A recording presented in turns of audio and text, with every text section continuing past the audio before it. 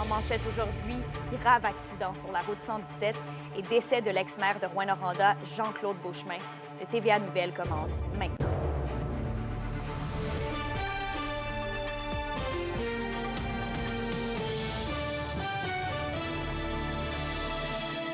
Bonjour à tous. Merci d'être avec nous pour le TVA Nouvelles. Triste événement pour commencer. On craint pour la vie d'un homme après une collision entre un poids lourd et un véhicule à Rouyn-Noranda.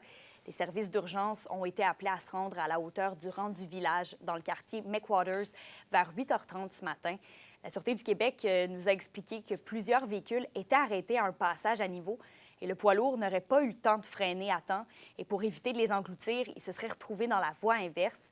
Une collision avec un véhicule s'en est suivie et le conducteur aurait subi des blessures graves. Une passagère d'âge mineur y prenait place aussi.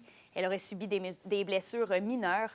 Les pinces de désincarcération ont été nécessaires pour sortir les deux personnes du véhicule. Et pour ce qui est du conducteur du véhicule lourd, il a été transporté au centre hospitalier pour un état de choc.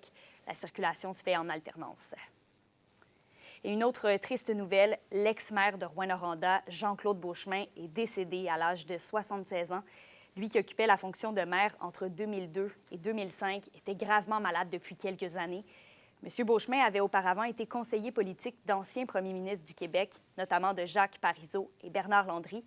La Société d'histoire locale lui avait rendu hommage aussi il y a 2 ans pour sa contribution à l'ancienne municipalité de Saint-Guillaume-de-Granada et aussi de Rouyn-Noranda. L'avocat et ancien président de la Chambre de commerce de Rouyn-Noranda, David Lecourt, nous partage comment l'ex-maire lui a servi de mentor dans son parcours. Je pense qu'en Abitibi-Témiscamingue, à Rouyn-Noranda, on ne réalise pas l'importance qu'il a eue. Combien d'entre nous ont servi et ont conseillé des premiers ministres? Très, très, très, très peu. C'est un homme profondément engagé jusqu'à la toute fin. Engagé dans un organisme qui s'appelle la Société de bienfaisance Marie-Soleil et Jonathan, qui est un organisme très peu connu à Rouyn-Noranda, mais qui joue un rôle très important au niveau communautaire. Alors, jusqu'à la toute dernière minute, il était impliqué comme président de la société. Et puis, en fait, je pense que dans les dernières années, j'étais pas le seul qui était mentoré par lui. On était plusieurs. Et je pense qu'il a légué donc le goût de l'engagement, puis l'amour du Québec puis de la région. Poursuit du côté de la politique, un des candidats à la chefferie du Parti libéral du Québec, Charles Milliard, est de passage dans la région. Et Félix, l'aspirant chef, est venu proposer plusieurs mesures pour l'Abitibi-Témiscamingue. Oui, bien qu'Emilia, M.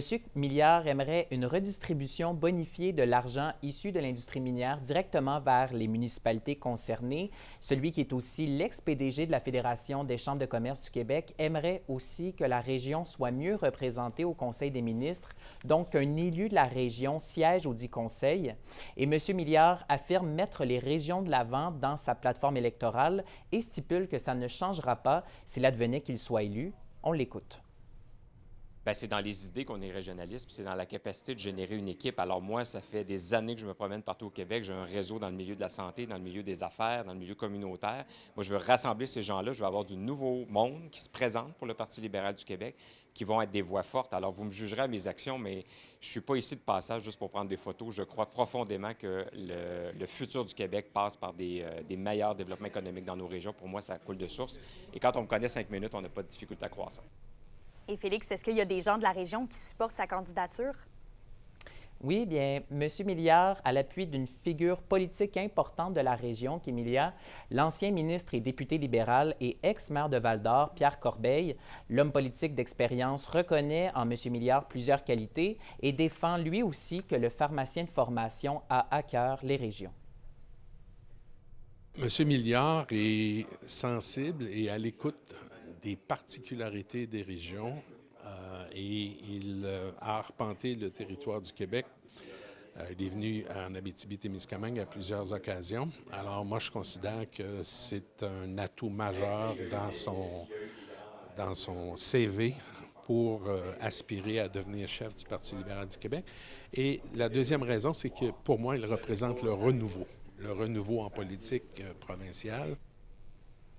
Qu'Emilia, rappelons que l'identité du prochain chef du PLQ sera dévoilée en juin prochain et je vous présenterai un reportage complet au TVA 18h. Merci, Félix. Je vous en prie. La question du jour TVA, une présentation de Mobilier Bélan qui vous offre depuis plus de 50 ans un service de qualité et un grand choix de matelas, mobilier, électro au prix compétitif que vous recherchez.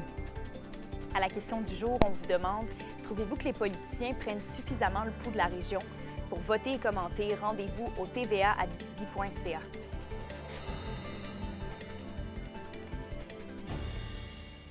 On se penche maintenant sur des sollicitations de type porte-à-porte qui préoccupent des citoyens d'Abitibi-Ouest.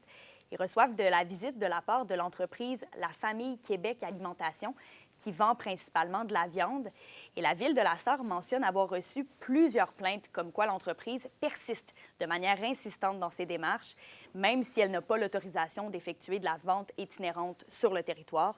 Un citoyen nous a d'ailleurs partagé sa facture qui inclut d'importants frais de manutention s'élevant à près de 2 000 $ par année. La Sûreté du Québec rappelle d'ailleurs certains conseils généraux en lien avec la vente itinérante.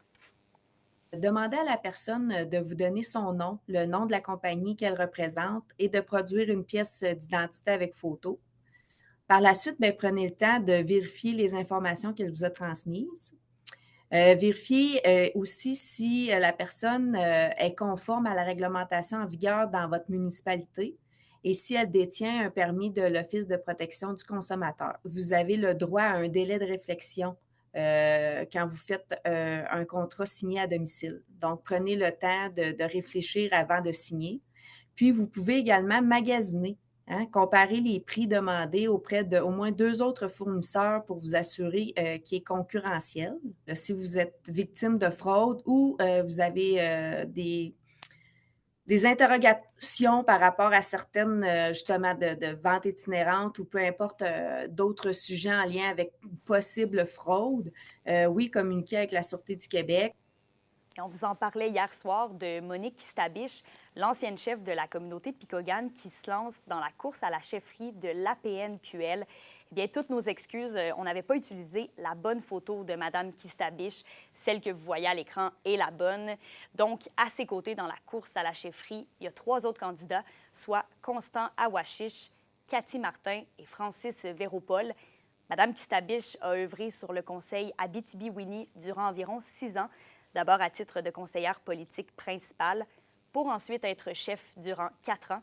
Les élections vont avoir lieu dans 2 semaines, le 25 février prochain. Les SADC de l'Abitibi-Témiscamingue et du nord du Québec vous présentent la bonne nouvelle économique TVA. Marc Lampron, un entrepreneur de Notre-Dame-du-Nord, démarre M. Lampron Construction. L'entreprise offre en exclusivité la pose de pieux vissés en acier galvanisé certifié Pieux Extrême sur tout le territoire témiscamien. L'entrepreneur se spécialise également en excavation de tout genre, en préparation de terrain pour le paysagement et en installation de drains français et de fosses septiques. Les SADC, partenaires de l'économie de la région.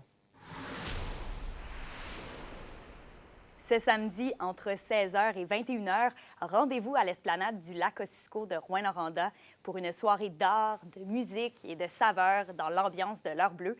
Pour vous accompagner, les DJ sets Chéri, DJ Dyke et PVCE seront sur place. Vous pourrez aussi voir des performances du collectif Copper Crib Dance Floor. Et ce n'est pas tout, l'œuvre de Sébastien Ouellette sera inaugurée. L'événement est co-organisé par le collectif Territoire et Copper Crib pour célébrer la créativité et la communauté en hiver.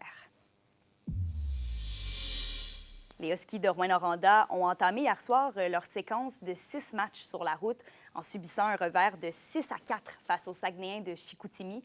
Tirant de l'arrière 5-0, la troupe de Steve Hartley a entamé une poussée de 4 buts sans être en mesure de compléter la remontée. Antonin Véraud a récolté 2 buts en plus d'être nommé la 2e étoile de la rencontre. Les Huskies vont disputer leur prochaine rencontre du côté de Bécomo dans le cadre d'un programme double demain soir et samedi après-midi. Et de l'autre côté de la 117, les Foreurs débutent eux aussi une séquence sur la route dès ce soir, alors que l'équipe rend visite à l'Armada de Blainville-Boisbriand. Le hockeyeur Evan Despatie est récipiendaire du prix Gervais Munger chez les Foreurs de Val-d'Or cette saison. Le défenseur de 18 ans s'est démarqué pour ses efforts, mais aussi pour sa persévérance scolaire. Selon la conseillère pédagogique de l'école, Evan, qui étudie en sciences humaines au cégep régional, s'est beaucoup amélioré sur les bancs d'école depuis son arrivée avec le Vert et Or. Chez les Huskies de Rouyn-Noranda, c'est le joueur étoile de 19 ans, Thomas Verdon, qui reçoit le même honneur. L'annonce des récipiendaires du prix Gervais Munger survient dans le cadre des Journées de la persévérance scolaire. Despatie et Verdon reçoivent donc une bourse d'études de 500 $ offerte par la Fondation LAJMQ et aussi une plaque commémorative. Pour une nouvelle importante à nous communiquer, contactez-nous, nouvelles au pluriel @rncmedia.ca, par téléphone au 1-866-463-4636 et notre site web tvaabitibi.ca.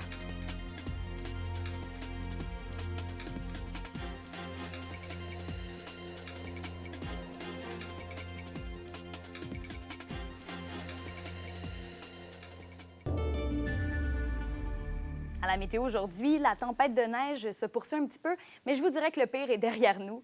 Donc, il y aura de la faible neige sur tout le territoire. Un maximum de moins 12 degrés Celsius pour l'Abitibi et de moins 11 pour le Témiscamingue. Et pour ce soir et cette nuit, c'est toujours de la neige qui nous attend.